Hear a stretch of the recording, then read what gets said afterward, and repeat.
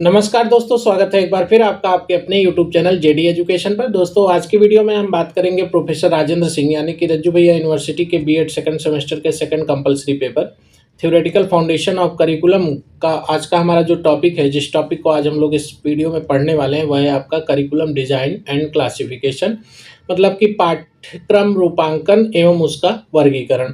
तो इसमें हम लोग देखेंगे कि जो करिकुलम डिज़ाइन है वो कैसे किया जाता है, उसका सिद्धांत क्या है, उसका बेस क्या है, क्या-क्या चीज़ें उसमें ध्यान रखी जाती है और पाठ्यक्रम का जो क्लासिफ़िकेशन है, जो वर्गीकरण है, वो किस आधार पे किया जाता है। तो ये सारी चीज़ें हम लोग इस वीडियो में देखेंगे। तो अगर आप चैनल पे नए हैं, पहली बार आप चैनल पे विजिट किए हैं, तो आपको हम बता दें कि रज्जू भैया यूनिवर्सिटी के बीएड सेकंड सेमेस्टर के जो 4 पेपर हैं, उन चारों पेपर की अलग-अलग प्लेलिस्ट आपको हमारे चैनल पे मिल जाएगी और उसमें आप हर एक टॉपिक का वीडियो देख सकते हैं। तो ये आपका थर्ड यूनिट का टॉपिक है। इससे पहले के जो टॉपिक हैं, जो आपका फर्स्ट यूनिट है और सेकंड यूनिट है, उन सबका हर एक टॉपिक का वीडियो आपको प्लेलिस्ट में मिल जाएगा। तो आप वहाँ पे जाके उनको एक्सेस कर सकते हैं, देख सकते हैं। साथ ही में अगर आपको पीडीएफ नोट्स चाहिए तो उसके लिए आप हमारे टेलीग्राम चैनल को ज्वाइन कर लीजिए। टेलीग्राम चैनल का लिंक आपको वीडियो के डिस्क्रिप्शन में मिलेगा। और साथ में अगर आपको कोई डाउट है, कुछ पूछना है या फिर भी आने वाले समय में बीएड से रिलेटेड कोई अपडेट्स, कोई इन्फॉर्मेशन होगी, तो वो हम अपने टेलीग्राम ग्रुप के माध्यम से आप तक पहुंचाते हैं। और आपको अगर कोई बात हमसे पूछनी है, हमसे बात करनी है, तो डेफिनेटली आप वहां से हमसे जुड़ सकते हैं और हमसे अपनी बात कह सकते हैं, उसका आंसर भी आप ले सकते हैं। तो अगर चैनल पे नए हैं तो चैनल को ज़रूर सब्सक्राइब करिए, साथ में बेल आइकन को भी ज़रूर प्रेस कर लीजिएगा, क्योंकि जो भी नोटिफिकेशन, जो भी अपडेट्स हम देते हैं, वो तुरंत आपके पास पहुँचे। तो इसके लिए आपको बेल आइकन को प्रेस करना ज़रूरी है। अगर बेल आइकन नहीं प्रेस करेंगे तो समय पे आपको इन्फॉर्मेशन, अपडेट्स नहीं मिलेंगी। तो इसलिए बेल आइकन को ज़रूर प्रेस करिए। तो चलिए स्टार्ट करते हैं आज का अपना लेक्चर और हम लोग देखते हैं कि पाठ्यक्रम डिज़ाइन, जो पाठ्यचर्या का रूपांकन है और उसका वर्गीकरण है, उसमें क्या-क्या चीज़ें हैं। ठीक है? तो यहाँ पे एक अपडेट है आप लोगों के लिए, मतलब आपका कोई भी रिलेटिव्स, कोई भी मतलब जिसको जानने वाला है, अगर वो यूपी बीएड 2026 में एडमिशन लेने जा रहे हैं और उसके लिए एंट्रेंस एग्ज़ाम का फॉर्म अप्लाई कर रहे हैं, तो उनके लिए अपडेट्स है। अगर उन्हें किसी भी तरह की कोई सुविधा होती है, कोई दिक्कत होती है, कुछ भी पूछना है, कोई इन्फॉर्मेशन चाहिए, तो आप वो हमसे कांटेक्ट कर सकते हैं। साथ में अगर मान लीजिए कि आप यूपी से हैं या यूपी से बाहर हैं और आप बीएड में एडमिशन लेने जा रहे हैं, तो हमारे थ्रू आप एडमिशन ले सकते हैं। उसके लिए आपको बेहतर फैसिलिटी उपलब्ध कराते हैं। जैसे कि हमारे यहाँ क्या है कि आपको कम फीस में, मिनिमम जो फीस में आपका दोनों साल का बीएड कंप्लीट करा दिया जाता है। साथ में उसमें आपको जो एक्स्ट्रा फैसिलिटीज़ मिलती हैं, उसमें आपको ना तो आपको प्रैक्टिकल फाइल लिखना होता है, ठीक है, और ना ही आपको टीचर ट्रेनिंग वगैरह करनी होती है। मतलब कुछ भी नहीं करना, सिर्फ आपका जो एग्ज़ाम होगा, जो रिटन पेपर होगा, सिर्फ उसी को आपको देना है। उसके अलावा कोई भी चीज़ आपको किसी भी तरह का, मतलब कॉलेज विजिट नहीं करना है, ना तो क्लास, ना तो प्रैक्टिकल, ना तो फाइल, ना तो आपका टीचर ट्रेनिंग, कुछ भी नहीं करना है। तो अगर आपको ये सारी सुविधाओं के साथ एडमिशन लेना है तो डेफिनेटली आप हमसे संपर्क कर सकते हैं। हमसे संपर्क करने का जो साधन है वो है आपका, या तो आप फिजिकली हमसे मिल सकते हैं हमारे ऑफिस के पते पर, जो कि है जवाहरलाल नेहरू रोड, आलोपी बाग चुंगी चौराहा, आलोपी बाग, प्रयागराज। और अगर आप नहीं आ सकते तो आप हमसे कांटेक्ट कर सकते हैं, फ़ोन के माध्यम से भी बात कर सकते हैं। इसके लिए नंबर यहाँ पे दिया हुआ है 9919599066 और 8090656656। इन दोनों नंबर्स पे आप हमें कॉल कर सकते हैं, मैसेज कर सकते हैं, टेक्स्ट कर सकते हैं, कुछ भी करके आप हमसे बात कर सकते हैं। तो चलिए आगे हम लोग बढ़ते हैं और देखते हैं अपना आज का लेक्चर जो है, उसमें इंट्रोडक्शन देखेंगे हम लोग। करिकुलम डिज़ाइन का क्या परिचय है, क्या इंट्रोडक्शन है, इसके बारे में हम लोग देखेंगे। तो देखिए, curriculum design refers to the systematic planning, structure and organisation of learning experiences to achieve educational goals. मतलब पाठ्यक्रम रूपांकन से आशय शैक्षिक उद्देश्यों की प्राप्ति हेतु अधिगम अनुभवों की सुनियोजित योजना, संरचना और अरेंजमेंट, मतलब विन्यास से है। आगे देखते हैं कि classification of curriculum means categorise curriculum into different types based on objectives, structure and approach. तो यहाँ पे हमने देखा कि करिकुलम डिज़ाइन के बारे में क्या इंट्रोडक्शन है, और इसके आगे हम देखते हैं कि क्लासिफिकेशन ऑफ करिकुलम। तो क्लासिफिकेशन ऑफ करिकुलम में क्या है कि पाठ्यक्रम का वर्गीकरण उसके उद्देश्यों, संरचना और दृष्टिकोणों के आधार पर विभिन्न प्रकारों में विभाजन को दर्शाता है। तो सब थोड़ा और आसान भाषा में हम लोग इसको समझ लेते हैं कि क्या है आपका पाठ्यक्रम रूपांकन। तो पाठ्यक्रम रूपांकन का मतलब ये है कि शिक्षा की उस सुनियोजित प्रक्रिया से है जिसमें यह तय किया जाता है कि क्या पढ़ाया जाएगा, क्यों पढ़ाया जाएगा और कैसे पढ़ाया जाएगा, और सीखने का मूल्यांकन कैसे किया जाएगा। तो ये सारी चीज़ें उसमें ध्यान रखी जाती है। इसका मतलब ये है कि शिक्षा की पूरी योजना, पूरी प्लानिंग और संरचना बनाने की प्रक्रिया जो होती है वही आपका करिकुलम डिजाइन होता है। और करिकुलम डिजाइन आप समझ में आ गया। उदाहरण के लिए हम ये देख सकते हैं कि जैसे एनसीईआरटी क्या करती है, आपका करिकुलम डिजाइन करती है। तो जब कक्षा 6 से 12 की नई पुस्तकों की रूपरेखा तैयार करता है तो वह क्या होता है, पाठ्यचर्या का क्या करता है, रूपांकन करता है, मतलब नया करिकुलम डिजाइन करता है। उम्मीद है कि आपको समझ में आया होगा। आगे हम लोग देखते हैं मीनिंग ऑफ करिकुलम डिजाइन। तो यहाँ पे वो इंट्रोडक्शन था वो पहले, अभी आप मीनिंग देखेंगे कि curriculum design is the process of selecting objectives, content, learning activities, teaching methods and evaluation techniques in systematic manner. हमने आपको अभी बताया कि इसमें क्या क्या चीज़ें होती है, मतलब कि पूरी प्लानिंग होती है, स्ट्रक्चर बनाना होता है, जो ये मतलब क्या एजुकेशन हमको देना है। तो पाठ्यक्रम रूपांकन वह प्रक्रिया है जिसमें उद्देश्यों, विषय वस्तु, अधिगम गतिविधियों, शिक्षण विधियों और मूल्यांकन तकनीकों का सुनियोजित चयन किया जाता है। आगे हम लोग देखेंगे कि स्टेप्स इन करिकुलम डिजाइन। तो करिकुलम डिजाइन की क्या प्रक्रियाएं हैं, क्या क्या इसका मतलब स्टेप्स हैं, इनके बारे में हम लोग देखते हैं। तो देखिए यहाँ पे क्या है कि आपका पहला जो है वो डिटर्मिनेशन ऑफ ऑब्जेक्टिव्स, मतलब उद्देश्य निर्धारण। सबसे पहले हमारा क्या होता है कि जब हम कोई भी वर्क करने जाते हैं तो हमारा क्या ऑब्जेक्टिव है, हम अचीव क्या करना चाहते हैं, जो भी वर्क हम करने जा रहे हैं उसको फाइनलाइज करने के बाद हमें उससे क्या आउटपुट मिलेगा, क्या हम चाहते हैं, ये हमारा अगर निर्धारित नहीं है तो हम उस पर काम करके कोई फायदा नहीं मिलेगा। तो अगर हम कोई भी काम करते हैं तो किसी उद्देश्य के साथ करते हैं कि भैया हम अगर पढ़ाई कर रहे हैं तो हमारा, जैसे हम बीएड कर रहे हैं तो बीएड करके हमारा उद्देश्य क्या है कि हमको टीचर बनना है, हमको जॉब लेनी है, ठीक है। तो ये सारी चीज़ें, बिना उद्देश्य का कोई काम नहीं होता है, और बिना उद्देश्य का कोई काम अगर होता है तो उसका कोई परिणाम नहीं निकलता, उसका कोई वो मतलब व्यर्थ जाता है। आपका टाइम, मनी, एफर्ट, सारी चीज़ें क्या होती हैं, व्यर्थ चली जाती हैं।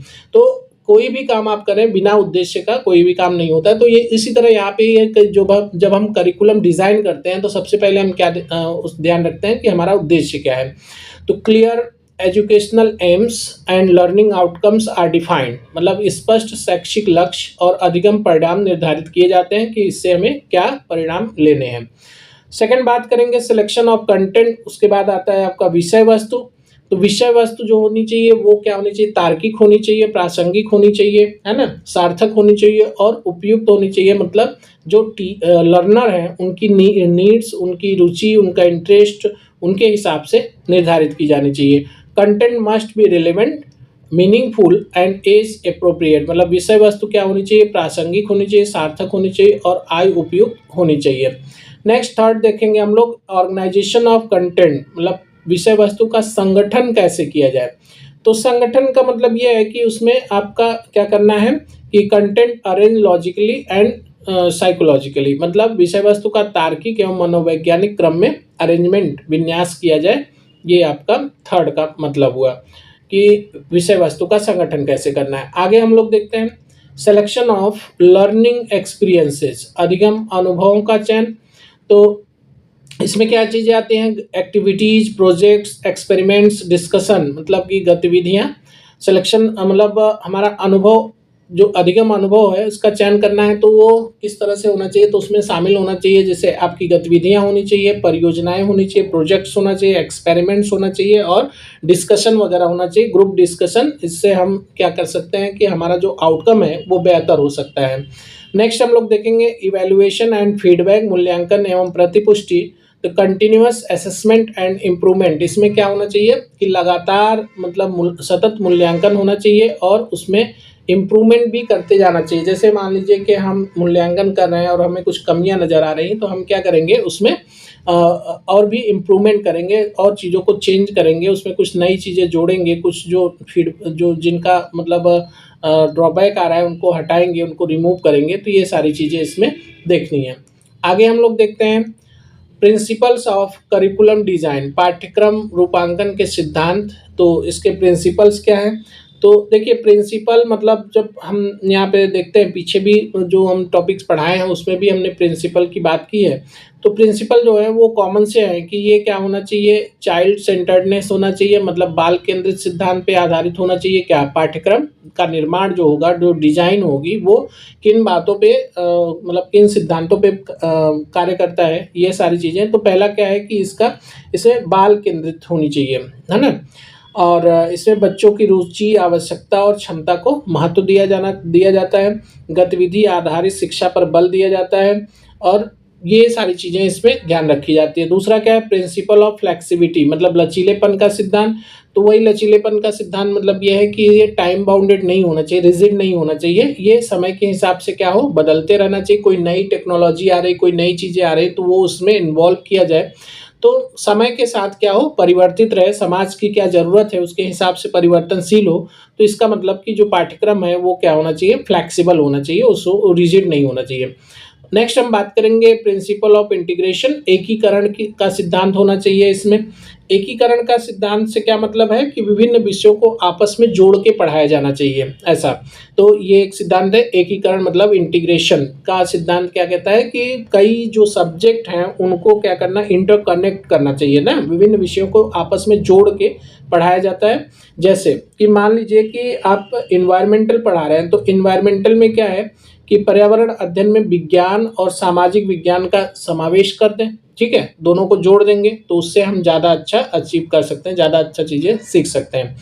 नेक्स्ट है हमारा प्रिंसिपल ऑफ यूटिलिटी, मतलब उपयोगिता का सिद्धांत। तो जीवन पर आधारित जो, या आप कह लीजिए कि जो हमारा रियल लाइफ ज़रूरतें हैं, परिस्थितियां हैं, उनके अनुसार से हम उनका यूज कर पाएँ, अपने दैनिक जीवन में यूज कर पाएँ, तो ऐसी पाठ्यचर्या होनी चाहिए। प्रिंसिपल ऑफ बैलेंस मतलब ये क्या होना चाहिए, संतुलित होना चाहिए, इसमें संतुलन का सिद्धांत होना चाहिए, जैसे कि ये बैलेंस्ड होना चाहिए, ठीक है। इसमें जो है ऐसा नहीं कि किसी एक पर्टिकुलर चीज़ पे फोकस करें, नहीं, ये आप अगर चाहते हैं कि शिक्षार्थी या लर्नर जो है उसका सर्वांगीण विकास हो, होलिस्टिक डेवलपमेंट हो, तो उसके लिए क्या होना चाहिए, जो पाठ्यचर्या होनी चाहिए वो कैसी होनी चाहिए, बैलेंस होना चाहिए, मतलब शिक्षार्थी के हर एक पहलू का विकास करने वाला होना चाहिए, ऐसा आप कह सकते हैं। नेक्स्ट हम बात करेंगे क्लासिफिकेशन के बारे में। तो क्लासिफिकेशन ऑफ करिकुलम, तो देखिए जब हम पाठ्यचर्या का क्लासिफिकेशन करते हैं, उसका वर्गीकरण करते हैं, तो किन आधार पे करते हैं, तो आधार इसमें क्या है, तो ये पहला हमारा जो है वो है सब्जेक्ट सेंटर्ड करिकुलम, विषय केंद्रित पाठ्यचर्या। तो focus on subject matter, that is mathematics, science and history, विषय वस्तु पर आधारित, जैसे गणित, विज्ञान, इतिहास के आधार पे हम पाठ्यचर्या को क्या करते हैं, क्लासिफाइड करते हैं। इसके मेरिट्स क्या है, तो मेरिट्स की बात करें तो स्ट्रॉन्ग कंटेंट नॉलेज, है ना, और डीमेरिट्स की बात करें तो इग्नोर्स इंडिविजुअल इंटरेस्ट। अब यहाँ पे क्या है कि जैसे हम मैथ्स के का मतलब वो करते हैं, करिकुलम डिज़ाइन करते हैं, सब्जेक्ट सेंटर्ड अगर बनाते हैं, विषय केंद्रित बनाते हैं, तो उसमें क्या होता है कि हमने बना दिया कि भैया आपको एक पाठ्यचर्या बनाए, पाठ्यक्रम बनाए, और उसमें जो विषय वस्तु पढ़नी है उसमें आपको क्या कर पढ़नी है, मैथ पढ़ना है, साइंस पढ़ना है, और एसएसटी मतलब सोशल साइंस पढ़ना है, और आपका क्या हो गया इसमें और भी चीज़ें डाल दें, जैसे हिंदी डाल दें, ठीक है, ये कंपलसरी कर दें। तो क्या है कि हर बच्चे को मैथ्स नहीं आती, या मैथ में इंटरेस्ट नहीं होता है, या हर किसी को हिंदी में नहीं लिख पाते हैं, या कोई भी ऐसा होता है जिसको हिस्ट्री नहीं पसंद है, हिस्ट्री नहीं कर सकता, पर क्योंकि ये आपका करिकुलम में है तो इसलिए ये पढ़ना कंपलसरी है सबको। तो उससे क्या होगा कि इसकी डीमेरिट्स हो सकती है, मतलब इसमें क्या होता है कि इंडिविजुअल जो व्यक्तिगत भिन्नताएं हैं उनको इग्नोर किया जाता है, ऐसा। नेक्स्ट हम बात करेंगे यहाँ पे, आपका अगला जो है वो लर्नर सेंटर्ड करिकुलम। तो लर्नर सेंटर्ड करिकुलम में क्या है, शिक्षार्थी केंद्रित। तो इसमें क्या है कि विद्यार्थियों की रुचि, आवश्यकता और क्षमता पर आधारित होती है, ठीक है। इसमें क्या होता है, इनकरेज क्रिएटिविटी एंड पार्टिसिपेशन, मतलब रचनात्मकता और सहभागिता को बढ़ावा मिलता है। जब हम शिक्षार्थी केंद्रित बनाते हैं तो उसमें हम ध्यान देते हैं कि जो शिक्षार्थी है उसका इंटरेस्ट क्या है, वो चाहता क्या है, उसकी आवश्यकता क्या है, उसी के अनुसार हम करिकुलम को डिज़ाइन करते हैं। और जब हम ऐसा करते हैं, जैसे हमें जो पसंद है, अगर हमारे पसंद का खाना मिलता है तो हम क्या करते हैं, उसको अच्छे से मतलब ज़्यादा खाते हैं। अगर मान लीजिए हमारे पसंद नहीं है तो हम क्या करेंगे, नहीं खाएंगे, या तो छोड़ देंगे, या थोड़ा सा खा के फिर छोड़ देंगे, भैया नहीं मेरा पेट भर गया। बट क्या होगा, अगर वो हमारे हिसाब से होगा, हमें अच्छा लगता है चीज़ें, तो हम उस पर ज़्यादा टाइम दे सकते हैं। नेक्स्ट बात करेंगे एक्टिविटीज़, मतलब एक्टिविटी सेंटर्ड करिकुलम, तो क्रियात्मक पाठ्यक्रम, learning through activities and experience, मतलब गतिविधि आधारित अनुभवों के माध्यम से अधिगम कराना। तो इसमें क्या होता है कि इस तरह के पाठ्यचर्या में ज़्यादातर हम किस पर फोकस करते हैं, एक्टिविटीज़ पे करते हैं, गतिविधि पे ज़्यादा फोकस करते हैं, और प्रैक्टिकल मतलब आपका क्या कहते हैं उसको, प्रैक्टिकल मतलब प्रयोगात्मक, ठीक है।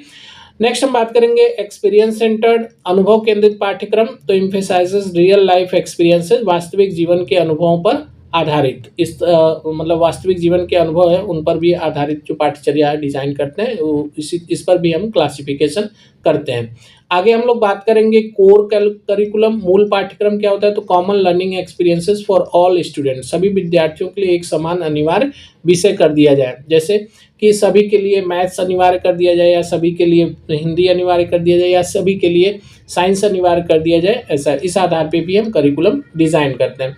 नेक्स्ट हम बात करेंगे 6 नंबर हमारा है इंटीग्रेटेड करिकुलम, एकीकृत। पहले भी हम आपको बताया कि एकीकृत का मतलब कि कई विषयों को आपस में जोड़ देना, विषयों को एक सामान्य विषय या थीम के आधार पर जोड़ना।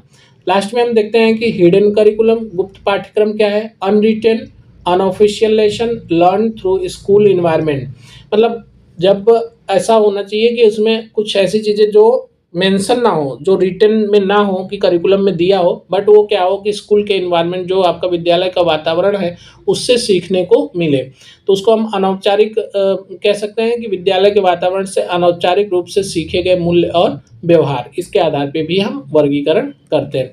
तो ये था हमारा क्लासिफिकेशन, उम्मीद है कि आपको समझ में आया होगा। आगे हम लोग देखते हैं इम्पोर्टेंट फॉर टीचिंग पर्पज, शिक्षण हेतु महत्व क्या है, कि शिक्षकों के लिए क्या महत्व है, इसके बारे में हम लोग देखते हैं। प्रोवाइड्स डायरेक्शन टू टीचिंग, मतलब जो शिक्षण है उसको क्या देता है, एक दिशा प्रदान करता है। इंश्योर सिस्टमैटिक लर्निंग, और जो एक सिस्टमैटिक, जो एक व्यवस्थित अधिगम है, उसको क्या करता है, व्यवस्थित अधिगम को सुनिश्चित करता है। प्रमोट्स होलिस्टिक डेवलपमेंट, सर्वांगीण विकास को बढ़ावा देता है, समग्र विकास को बढ़ावा देता है। इनकरेज इनोवेशन, और नवाचार या नई टेक्नोलॉजी, नया रिसर्च, नई खोज को क्या करता है, प्रोत्साहित करता है। ये शिक्षकों के लिए है। आगे हम लोग देखते हैं चैलेंजेज इन करिकुलम डिज़ाइन, तो चुनौतियां क्या है, यहाँ पे हम बात करेंगे कि इसमें क्या क्या चैलेंजेज आते हैं। तो रैपिड सोशल चेंज, ठीक है, तीव्र सामाजिक परिवर्तन, क्या है कि जब हम करिकुलम डिज़ाइन करते हैं, जैसे आज हमने डिज़ाइन किया, तो ऐसा तो नहीं है ना कि 4 महीने बाद फिर से चेंज कर दें, ऐसा नहीं कर सकते।